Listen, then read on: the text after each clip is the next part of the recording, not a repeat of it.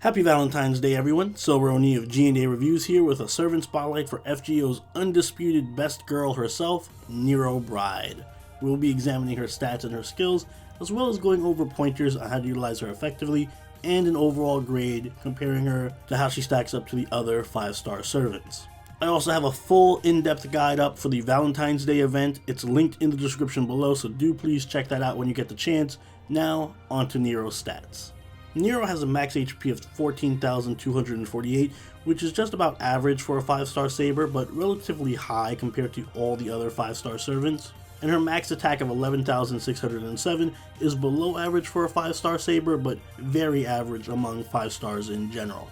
Taking a look at her skills, Nero's first skill is Stars for the Sky, rank A, which increases the Noble Phantasm gain of an ally for 3 turns between 35 to 45%, depending on level.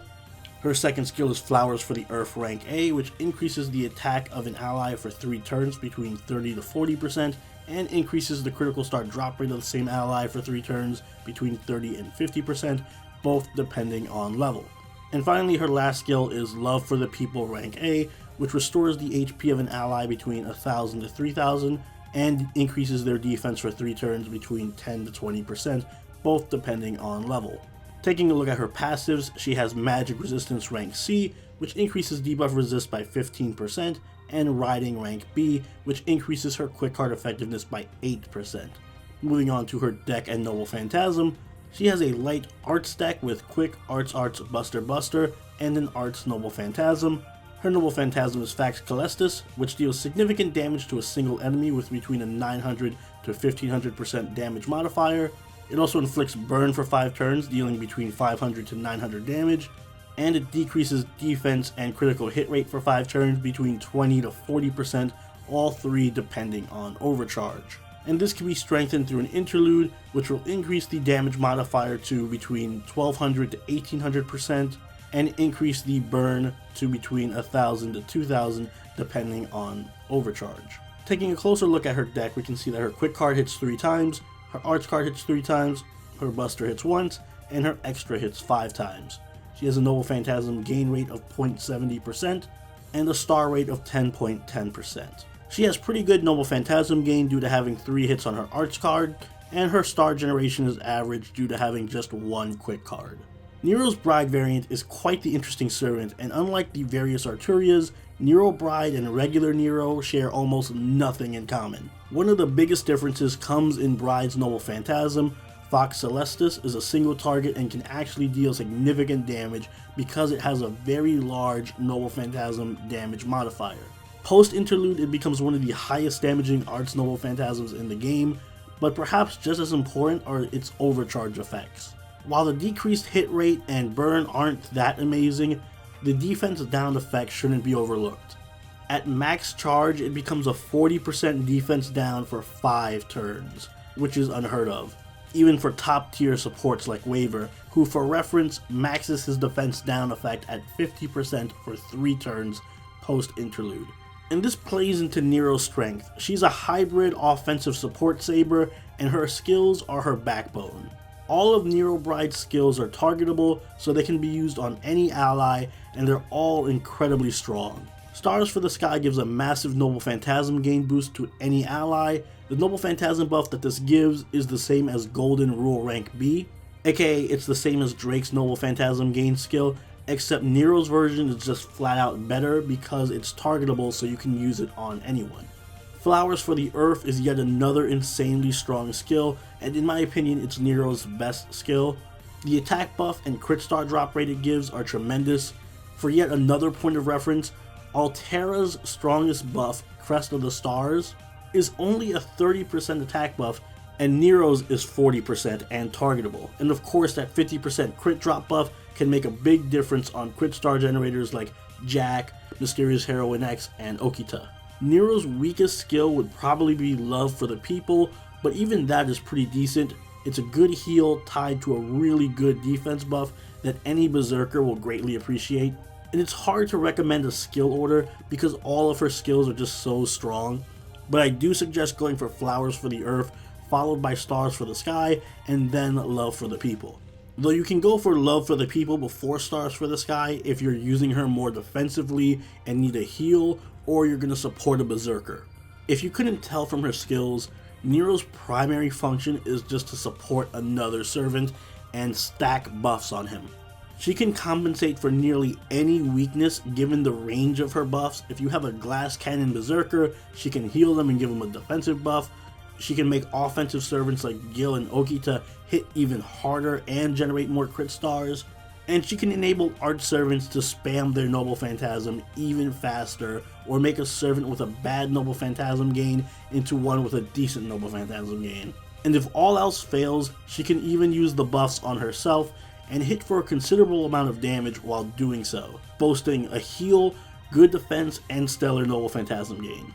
There's actually very little Nero can't do, but just because she can do everything doesn't mean she's the best at everything. Her flaws come from her strength. As a hybrid offensive and support servant, she isn't the best in either category, and while her skills are great for support, they need to be used strategically, because some of them have longer cooldowns and can only be used on one servant at a time, whereas most supports have skills or Noble Phantasms that benefit the entire party and are spammable. She won't be a game-changing support like Tamamo or Waver, she's more of like a supplement to them. Also, while she can hit very hard, she isn't a top-tier offensive 5-star or even the strongest Saber. Plus, when you make her into more of an offensive servant, it requires you to use her skills on herself, which means she can't be doing any support. So you have to choose between one or the other. Just like with Waver, Nero Bride essentially fits on any team, and this is again one of her major strengths. She fits extremely well as a berserker support since she can heal them, help them charge their Noble Phantasm, and soften their targets while also increasing their damage all at once. She works well with offensive crit servants like Gil, Ogita, Jack, Mysterious Heroine X, Emiya, Drake, Mary Reed, and Ushi because she can buff their damage and increase their crit star drop rate. And she arguably works the best on arts and stall teams because she's an arch saber with the ability to buff herself, so she can be a real offensive titan on your arts team so long as you give her the proper support with Waver or Tamamo or Hans. It's also worth mentioning that a Tamamo, Vlad, and Nero Bride team is absolutely bonkers broken and probably the best team comp you can create in the game right now. Both Tamamo and Nero Bride can heal Vlad, buff his Noble Phantasm damage to sky high levels, and charge his Noble Phantasm gauge. And when it comes to craft essences, her Bond craft essence, Laurel Rings, increases the arch card effectiveness of all allies on the field by 15%. This is fantastic on her because it fits well with her role as a support while also buffing her own damage and Noble Phantasm. So if you have this, I do recommend you use it. Otherwise, Formal Craft is your best option, and Halloween Princess and Heaven's Feel also work well if you're going to go more offensive. You can also use Black Grail if you're planning on using your heal on yourself, since that should mitigate any of the burn effect that the craft essence has. And if you're going for more of the support role, then you're going to want to use 2030, Divine Banquet, and Little Halloween Devil. Those are all great options depending on whether you want to spam your Noble Phantasm or focus on generating crit stars.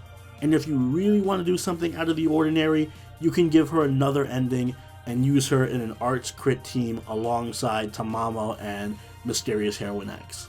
Overall, Nero Bride is a top tier 5-star. She works in almost any team comp, has incredible skills that are always useful, is strong enough to be an offensive threat on her own, and in my opinion is probably the most flexible and high utility servant in the game. That said, she does suffer from not having any party-wide buffs like supports usually have, and the fact that her damage can be subpar unless you force her to use her skills on herself, limiting her support potential. You simply can't have your cake and eat it too. Still though, it's some pretty damn good cake, so Nero Bride gets an A from me. If you lack a support servant like Waver or Tamamo, or you lack a strong single target saber, then I highly recommend rolling for Nero Bride because she won't do you wrong. And those are my thoughts on Nero Bride, one of the best sabers you can get.